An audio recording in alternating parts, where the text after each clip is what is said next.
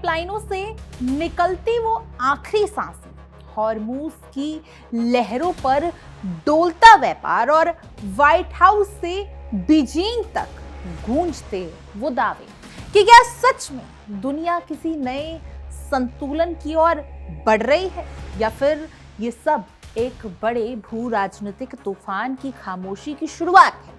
Trump के बयानों ने जहां एक तरफ ईरान को लेकर वैश्विक समीकरणों में आग लगा दी है, वहीं चीन की साउथ चाइना सी में बढ़ती आक्रामकता ने एशिया के नक्शे पर नई लकीर खींचना शुरू कर दी है।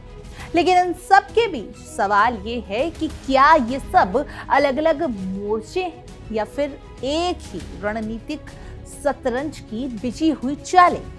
जब स्ट्रेट ऑफ हॉर्मूज पर तनाव तेल की कीमतों को हिला रहा है और दूसरी तरफ साकार बोरो शॉल पर बैरियर समुद्री रास्तों को बंद करने की चेतावनी दे रहे हैं, तब क्या दुनिया वाकई ही युद्ध और शांति के बीच की उस पतली सी रेखा पर खड़ी है जहां एक बयान, एक मिसाइल या एक समझौता पूरी वैश्विक अर्थव्यवस्था को पलट कर रख सकता है। नमस्कार, मेरा नाम भावना सुखीजा है और आप देख रहे हैं इंडिया डेली का खास शो विश्व युद्ध।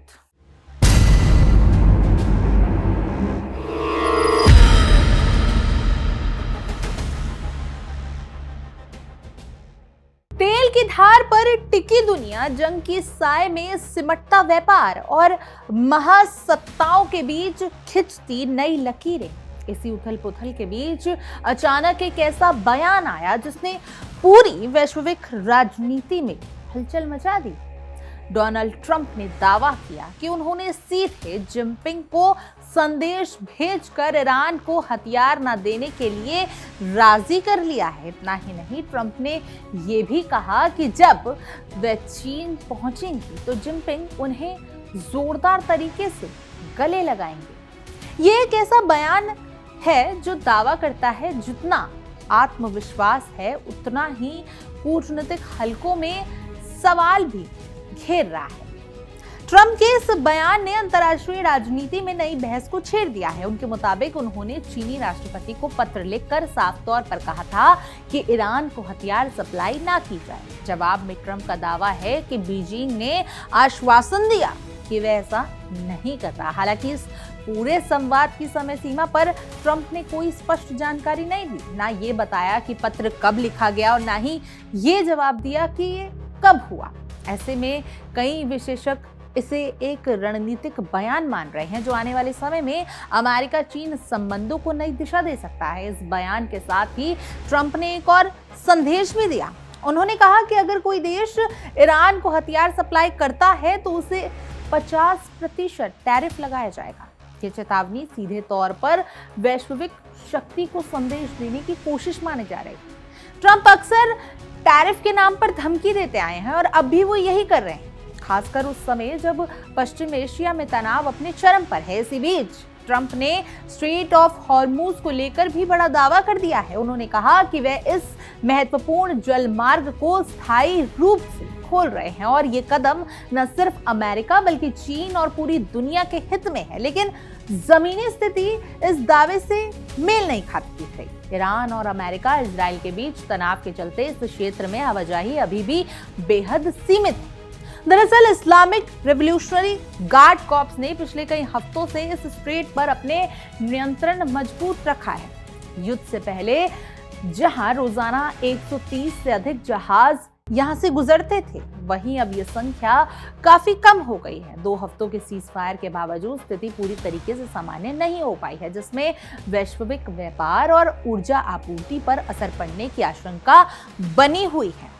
ट्रंप ने हालांकि ये भी कहा कि इन हालातों का वैश्विक तेल बाजार पर कोई असर नहीं पड़ेगा। उनका कहना था कि चीन को तेल की ज्यादा जरूरत है, जबकि अमेरिका इस मामले में मजबूत स्थिति में है। ये बयान न सिर्फ ऊर्जा राजनीति की ओर इशारा करता है बल्कि अमेरिका की आत्मनिर्भरता को भी रेखांकित कर रहा है, क्योंकि फिलहाल ट्रंप के दावों ने जितने जवाब दिए हैं उससे कई ज्यादा सवाल खड़े कर दिए हैं कि क्या चीन वास्तव में ईरान से दूरी बनाए रखेगा, क्या हॉर्मुज स्ट्रेट पूरी तरीके से खुल पाएगा और क्या आने वाले समय में ट्रंप जिनपिंग मुलाकात इन तनावों को कम करेगी या और बढ़ाएगी? इन सभी सवालों के जवाब अभी भविष्य के गर्भ में है, लेकिन इतना जरूर है कि वैश्विक राजनीति का तापमान एक बार फिर उबाल पर है। इसी कड़ी में एक और बड़ा मोर्चा खुलता नजर आ रहा है और वो है एशिया में। आपको बता दें कि जहां एक तरफ हॉर्मुज स्ट्रेट पर अमेरिका, ईरान आमने सामने हैं, वहीं चीन ने साउथ चाइना सी में अपनी पकड़ और मजबूत कर ली है। स्कार्बोरो शॉल पर नई पाबंदी ने एक और बड़े टकराव के संकेत दे दिए। मिडल ईस्ट में बढ़ते तनाव के बीच चीन चुपचाप इस रणनीतिक समुद्री क्षेत्र में अपनी स्थिति मजबूत करने में जुटा हुआ है। सैटेलाइट तस्वीरों से खुलासा हुआ है कि चीन ने यहां नावों, कोस्ट गार्ड जहाज और एक बड़े फ्लोटिंग बैरियर के जरिए एंट्री पॉइंट को लगभग बंद करने की कोशिश की।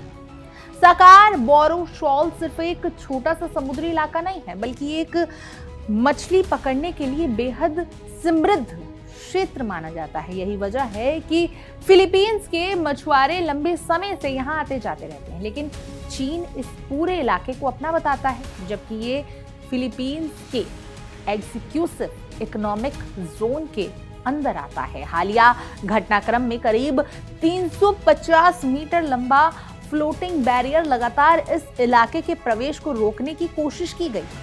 इसके साथ ही कई चीनी फिशिंग बोट्स और कोस्ट गार्ड जहाज वहां तैनात किए गए। फिलीपींस का आरोप है कि ये चीन अपने मैरीटाइम मिलिशिया के जरिए लगातार दबाव बना रहा है और उनके मछुआरों को दूर भगा रहा है। हालांकि फिलीपींस ने पहले भी ऐसे बैरिकेड्स हटाए हैं, लेकिन इस बार चीन की मौजूदगी ज्यादा आक्रामक नजर आ रही है। जवाब में फिलीपींस ने भी अपने कोस्ट गार्ड और नौसेना के जहाज वहां पर भेज दिए हैं, जिससे ये तनाव और ज्यादा गहरा हो रहा है। इस पूरे घटनाक्रम में अमेरिका भी फिलीपींस के साथ खड़ा नजर आ रहा है। हाल ही में दोनों देशों ने इस इलाके के पास संयुक्त सैन्य अभ्यास किए हैं। फेर्डिनेंड मार्कोस जूनियर ने चीन के बढ़ते दबदबे के खिलाफ अमेरिका के साथ अपने रिश्ते मजबूत कर लिए हैं। ऐसे में विशेषज्ञ ये मान रहे हैं कि चीन इस समय का फायदा उठा रहा है, क्योंकि अमेरिका का फोकस फिलहाल ईरान और हॉर्मुज स्ट्रेट पर ज्यादा है। ऐसे में चीन साउथ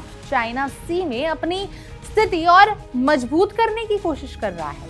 अब हालात ऐसे बनते दिख रहे हैं कि एक तरफ मिडिल ईस्ट में तेल सप्लाई का सबसे अहम रास्ता संकट में है, तो दूसरी तरफ एशिया में समुद्री व्यापार का बड़ा रूट भी खतरे में नजर आ रहा है। अगर यही तनाव जारी रहता है तो आने वाले हफ्ते में और महीने वैश्विक राजनीति और व्यापार के लिए बेहद निर्णायक साबित हो सकती है। लेकिन इसी बीच अमेरिका और ईरान के बीच जारी भीषण संघर्ष के बाद अब शांति समझौते की सुगबुगाहट भी तेज हो गई है। आपको बता दें कि डोनाल्ड ट्रंप और तेहरान दोनों पर युद्ध का भारी दबाव है, क्योंकि चीन ने भी अपना दबदबा बना रखा है। ऐसे में ट्रंप और मुश्तबा खामनेई कहीं ना कहीं एक सीज फायर के बारे में सोच जरूर रहे हैं, क्योंकि आपको बताते हैं हम कैसे, क्योंकि ट्रंप अब तक भीषण हमलों की बात कर रहे थे, अब सीज फायर का लाग राप रहे हैं। ऐसे में कूटनीतिक गलियारों में एक ऐसे फॉर्मूले पर चर्चा हो रही है जिसे दोनों पक्ष अपनी ऐतिहासिक जीत के रूप में पेश कर रहे हैं। इसी मुद्दे पर पहले आप देखिए हमारे सहयोगी विवेक शानलिया के खास शो इंडिया बोल रहा है कि ये खास पेशकश। कल तक जो आसमान में सुराख करने की बात कर रहे थे, आज वही ट्रंप सीज फायर की रट लगाकर बैठे। ईरान कह रहा नहीं लड़ो, ईरान किसी भी दबाव के आगे झुकेगा नहीं। ईरान कह रहा जंग करो, हम तैयार बैठे। कई लोग ऐसा कहते हैं कि भाई अमेरिका जो है वो बहुत बड़ी कामयाबी हासिल कर चुका है इस वॉर में। मैं उनसे समझने की कोशिश करता हूं कि क्या हासिल हुआ अमेरिका को। 28 फरवरी के बाद से 45 दिन के मुहाने पर खड़े हैं, राइट? क्या मिला है अमेरिका को इस जंग में? कोई एक अचीवमेंट कोई बता दे। बगैर त्रासदी के क्या हासिल हुआ? पूरी दुनिया में गैस तेल की त्रासदी, और ये सब अमेरिका की थानेदारी की वजह से हुआ। लेकिन एक अजीब सी खामोशी नजर आती है, कोई कुछ बोलना नहीं चाहता है। लेकिन अब आवाज उठने लगी है। ओमान की खाड़ी में अमेरिका ने चीनी जहाज को रोककर जो कॉन्फ्लिक्ट शुरू करने की कोशिश की थी, बीजिंग की एक धमकी ने व्हाइट हाउस के गलियारों में सन्नाटा पसरा दिया। हुआ क्या है? ट्रंप समझ गए अगर चीन समंदर में उतरा तो फिर खाड़ी से निकलना मुश्किल ही नहीं, नामुमकिन हो सकता है, क्योंकि ईरान पहले ही गली की फांस बना हुआ है। इसलिए super power America cease fire की रट पर मजबूर है और ये भी कह रहे हैं कि हमने होर्मुज खोल दिया और हमेशा के लिए खोल दिया है। बीते दिन ओमान की खाड़ी में अमेरिकी सेना ने वो हिमाकत की जो उसे भारी पड़ सकती है। चीनी जहाज को रोकने की कोशिश की। जिनपिंग ने सीधे शब्दों में कहा कि ईरान और चीन के बीच दखल देना अमेरिका के लिए ठीक नहीं है, इसलिए अमेरिका को हद में रहना चाहिए। चीन की धमकी के बाद हालात देख लीजिए। माल्टा फ्लैग्ड VLCC यानी कि वेरी लार्ज कैरिंग कैपेसिटी जहाज अमेरिकी नाकेबंदी को चीरता हुआ निकला है। यह है VLCC जहाज जिसकी तस्वीर आप देख रहे हैं और ये GPS ट्रैकिंग इस वक्त आप देख रहे हैं, जो काफी देर तक इस इलाके में चक्कर लगाता रहा और आखिरकार गल्फ ऑफ ओमान होते हुए निकल गया। और ये जो आप मूवमेंट देख रहे हैं, ये उस GPS ट्रैकिंग की मूवमेंट है जिसके जरिए आपको समझ में आएगा कि VLCC जहाज ब्लॉकेड के बाद यहां से कैसे कच्चा तेल लेकर गया। 2 दिन तक गल्फ ऑफ ओमान में लंगर डालकर बैठा हुआ था। होर्मुज से निकलने की परमिशन नहीं थी। ट्रंप को लगा था दुनिया को डरा देंगे, चीन को सेटबैक कर देंगे, पीछे धकेल देंगे। ट्रंप के तेवर काफूर हो चुके हैं। अब डोनाल्ड ट्रंप चीन को भी मना रहे हैं और ईरान के साथ सीजफायर की बातचीत भी करना चाहते हैं। ट्रंप चीन की दोस्ती का हवाला दे रहे हैं और सोशल मीडिया पर पोस्ट भी कर रहे हैं। क्या कुछ कहा है डोनाल्ड ट्रंप ने चीन की तारीफ में, जरा वो सुन लीजिए आप। डोनाल्ड ट्रंप कहते हैं कि चीन खुश है क्योंकि मैंने होर्मुज हमेशा के लिए खोल दिया है। चीन के साथ पूरी दुनिया के लिए होर्मुज खोल रहा हूं। होर्मुज पर ऐसी स्थिति कभी नहीं आएगी। चीन सहमत है, ईरान को हथियार नहीं भेजेंगे। कुछ हफ्ते में चीन पहुंचूंगा तो जिनपिंग प्यार से मिलेंगे। चीन अमेरिका मिलकर साझेदारी से अच्छा काम कर रहे हैं।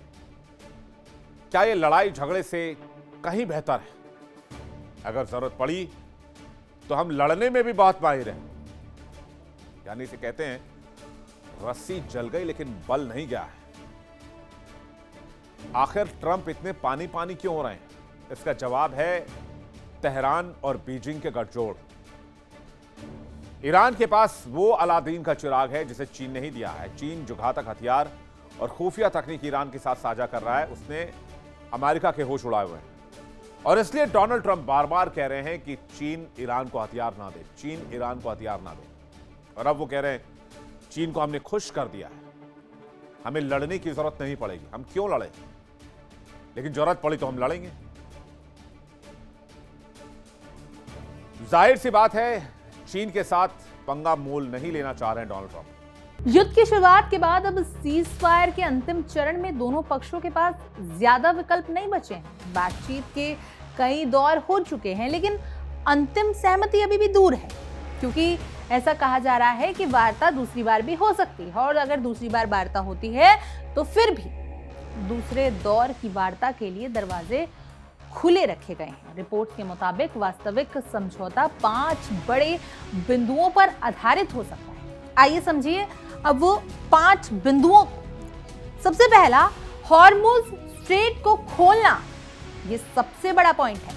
स्ट्रेट ऑफ हॉर्मुज को फिर से पूरी तरीके से खोलना इस समझौते की सबसे अहम शर्त मानी जा रही है। इससे वैश्विक तेल सप्लाई और व्यापार को राहत मिल सकती है। अब आते हैं दूसरे बिंदु पर, न्यूक्लियर एनरिचमेंट पर रोक।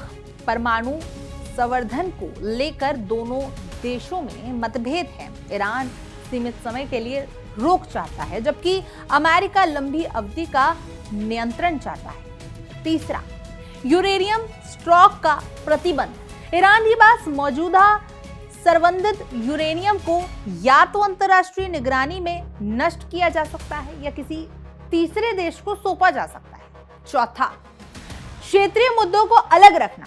इजराइल, लेबनान और प्रॉक्सी समूहों जैसे जटिल मुद्दों को इस समझौते से अलग रखा जाए तो कहीं ना कहीं ट्रंप और मुज्तबा खामनेई के बीच बात बन सकती है, सीज फायर हो सकता है, ताकि मुख्य फोकस अमेरिका ईरान संबंधों पर रहे। और पांचवा, जो सबसे अहम बिंदु है, घरेलू और रणनीतिक संतुलन। ट्रंप इसे अपनी बड़ी कूटनीतिक जीत के रूप में पेश करना चाहेंगे, खासकर अमेरिकी अर्थव्यवस्था और तेल की कीमतों के दबाव के बीच। वहीं ईरान अपनी संप्रभुता और सुरक्षा को बनाए रखने की कोशिश करेगा। ईरान के लिए यह समझौता सिर्फ युद्ध रोकने का नहीं, बल्कि अपनी अर्थव्यवस्था को संभालने का भी सवाल है। लगातार हमले और अंदरूनी दबाव के बीच तेहरान एक ऐसे रास्ते तलाश रहा है जिससे वो भविष्य के लिए खुद को सुरक्षित कर सके। हालांकि विशेषज्ञ चेतावनी भी दे रहे हैं। कुछ विशेषज्ञों का ये कहना है कि भले ही कोई समझौता हो जाए, लेकिन युद्ध के अनुभव ने ईरान के अंदर एक नई सोच को जन्म जरूर दे दिया है कि क्या दीर्घकालिक सुरक्षा के लिए परमाणु हथियार ही सबसे मजबूत गारंटी हो सकता है। यानी अगर समझौता होता भी है तो ये अंत नहीं, बल्कि एक नए दौर की शुरुआत हो सकती है, जहां शांति भी होगी, लेकिन अविश्वास और रणनीतिक प्रतिस्पर्धा पहले से कहीं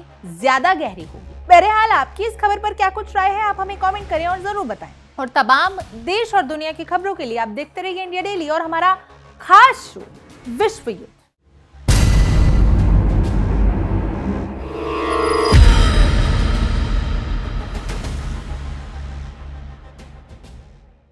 देखिए इंडिया डेली 24/7 अब आपकी स्मार्ट टीवी पर। इंडिया डेली मौजूद है सभी डिजिटल प्लेटफॉर्म पर लाइव और लगातार। इंडिया डेली 24/7 हर दिन राष्ट्र को समर्पित।